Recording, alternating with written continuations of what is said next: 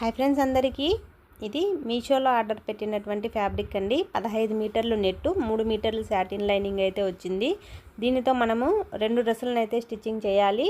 Satin lining మొత్తాన్ని ఒక డ్రెస్కి యూజ్ చేసి 7.5 మీటర్లు అయితే ఈ డ్రెస్కి యూజ్ చేసి కుట్టానండి నేను. ఈ డ్రెస్సు ఏ మోడల్లో కుట్టాలనేది కస్టమరే చెప్పారండి నాకు. తను నాకు ఒక రిఫరెన్స్ పిక్ అయితే షేర్ చేసింది.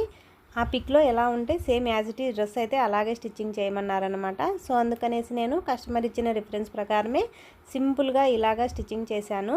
చూడండి పైన ఉంది కదా రిఫరెన్స్, సేమ్ అనమాట, యాజ్ ఇట్ ఈజ్ సేమ్ అదేలాగా ఉండేలాగా ఫ్రంట్ నెక్, బ్యాక్ నెక్, మొత్తం ఫ్రిల్ మోడలు, హ్యాండ్స్ మొత్తం కూడా అదే విధంగా స్టిచ్ చేశానండి. ఇది నెట్ కదా, ఫుల్ హ్యాండ్స్ పెట్టాను. చూడండి ఫుల్ హ్యాండ్స్ పెట్టి లైనింగ్ అయితే కొంచెం వేసానండి.